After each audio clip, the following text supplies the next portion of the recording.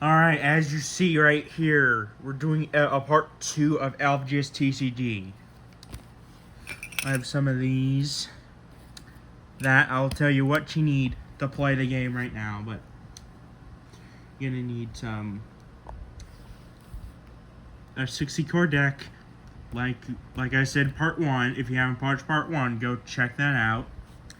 You need a few status markers. It's always here. I just have paper and some Pokemon coins. Those should do the job. And you need a regular D6. Now, any regular D6 will do. However, tournaments have an exact size, I think. 6-sided die. I'm looking at the rules here, and it doesn't say 6-sided die, but whatever. So, we have our game set up, and we're going to start off with status effects. Now, we're going to start with Spooked now. Now, let's just say this one's at like 10 health left, 10 defense left. And let's just, okay. I'm cheating once more. Guys, I'm going to change that to that. Okay, Spooked actually has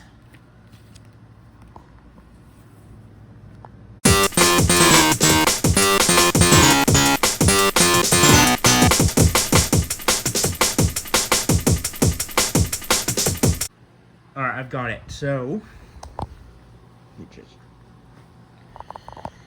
let's say this one has 10 defense left, and this card attacks Haunted Bed, which has 10 defense left from damage.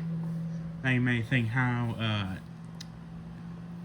either one. Well, it took 5 turns for this card to attack that, and this is on its 6th turn, so boom, knocked out. Or defeat. And notice, turn card upside down. Part carrying this saying cannot attack for 3 turns old. That's basically Spooked, turn card upside down. However, this one lasts for 3 turns. What you can do is turn that card upside down and turn that card upside down. As this card describes it, but regular Spook applying only affects the affected card. Now, when Spooked, you cannot attack. Case insensitive, which means that this one can't attack and this one can't attack. If this one wasn't Spooked, it still wouldn't be able to attack. Normally it would go away at the end of your turn, but for Haunted Bed, it lasts for 3 turns. The next status effect that requires you to turn your card in a specific orientation is Stutter. My version of Bleeding. So, turn card to the right. Now, none of these cards deal Stutter, but we're going to apply it anyway. At the beginning of your turn, all Stutter cards with Stutter take 10 damage. Both you and your opponents. So if this one was also stuttered at the beginning of your turn, both cards take 10 damage. And Stutter resolves on its own after 4 turns. Just like the rules state. Now, the next one is Krago, which is a positive. I don't know why it's bunched up, but turned it to the left. This is a positive status. It's a positive status. And, all affected card deals double damage. This could still attack, but instead of dealing 50, it would deal 100 damage. Cannot be replaced by Spook and Stutter. Longer results after the affected card attacks. So once this attacks, it is resolved.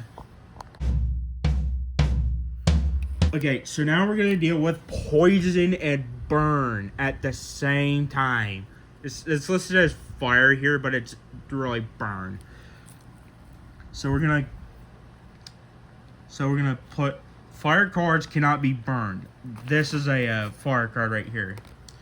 This is also a fire card because it is both a speed type and a fire type. So this and this is a no-go. So we're gonna have to deal with this.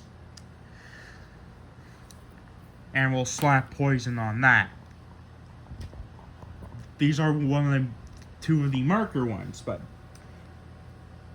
at the beginning of your turn, all fighter cards with a burn counter take 20 damage. Well, but poison instead has them take 30 damage. Now here's where the die comes in. Okay, here's where the die comes in. So we're gonna say this one burn. At the end of your turn, roll a die. If you roll odd, all burn markers are removed. So we're gonna... Darn. It hasn't been removed. Now for the end of your opponent's turn, roll a die. If even, choose one poison marker to remove. We got even, so this would imply that poison markers are stacked. Can stack. And I'll say they stack. But that's up to your interpretation. Okay, here's where these Pokemon coins come in. These are not the official status markers for LVGS TCG, but when you buy a battle deck, there will be. So, next up, we're doing paralysis, and we're gonna choose this one for no apparent reason. So, electric types can still be paralyzed, I think. Yeah, it doesn't say it, but that's up to change. So, boom. Cannot attack or be moved. Now, this only applies to like regular switching, like if you switch like this from this, or if you try and move this to an active spot, it won't work. And it resolves after 3 turns. Naturally, after 3 turns, so you remove it. Now, the next one is protected. I do not have any protection markers, but this card will have to do, so protected. I'm just going to plop it on here. And protection markers stack. They stack. And it depends on how many armor cards you have. I'm trying to look for good old Mumbles here. There he is. As you see, Mumbles right here. This card can only hold 1 armored card at once.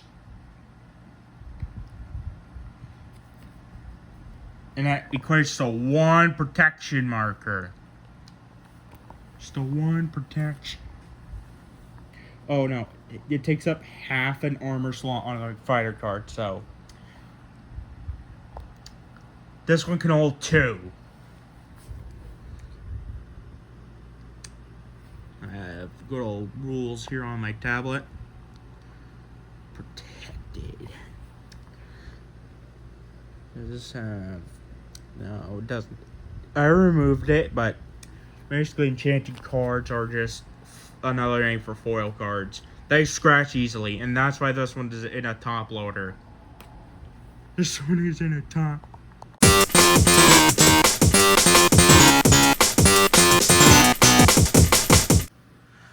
Okay, back on point. The protection marker prevents damage.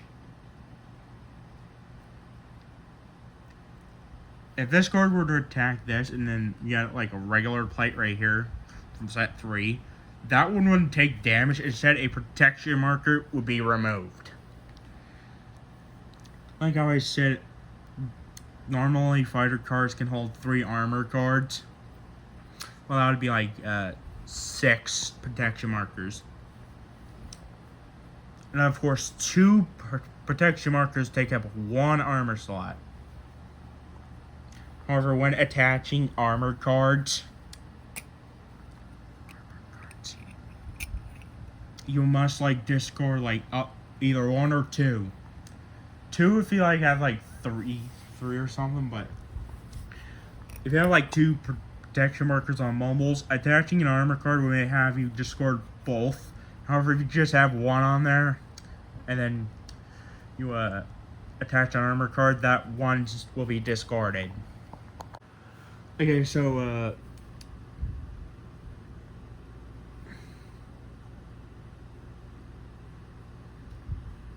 Okay, I have paralysis there twice. But it's a negative. So anyway, we're going pure. Add a pure marker. I do not have that, so we're gonna use this. At the end of your turn, if it has pure on it, all negative statuses are removed, including pure. Reset is neutral is the neutral. So also when a status effect applies. Standby. Now standby is a little unique because alright. Let's say this card was to go to standby. It would go to the right of the checkpoint pile. And every other card on you can have as many cards on standby as you can, but there's a limited limit of fire cards on standby, but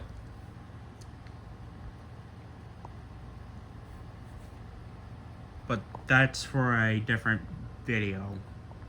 Okay, Capturer. Did I grab an arena card? I thought I did.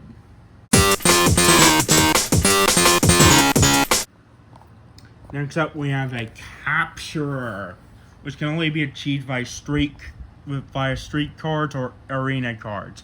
Street cards are going to be for another video, but let's say this card has a Capturer. So anyway, Capturers are just completely. There's two of them. Now you need 2 separate counters for each. So a Capturer for arena cards. Let's say this one. Well, you kind of get the point. If this card is the Capturer, then whatever falls next, then whatever's on this arena card or some other interactions would happen. Same for street cards, which I do not have at this moment. Okay, now we're gonna step away from the battle mat right now to explain damage types and card groups. Now, damage types like this card, deals range damage to all active cards. That's just a damage type. And we look here, it does 20 more damage to cards with ranged explosive damage capabilities. Those are damage types. Now, card groups, well, I would say along the lines is this card is an insert a card. I can't think of a good card type except for a Wall Buster, which is from set 5, but anyway, you get the point. You gotta have a card. Now, when a card resists, like, say we're gonna say this card deals ranged damage. This card, if this card can resist ranged damage, the entire attack is call out. Even if there's a card that doesn't resist it, if this card deals ranged damage to all active cards, which means it will target both of these. If this one resists ranged damage, the entire attack is canceled out, which means neither of these will be taking damage.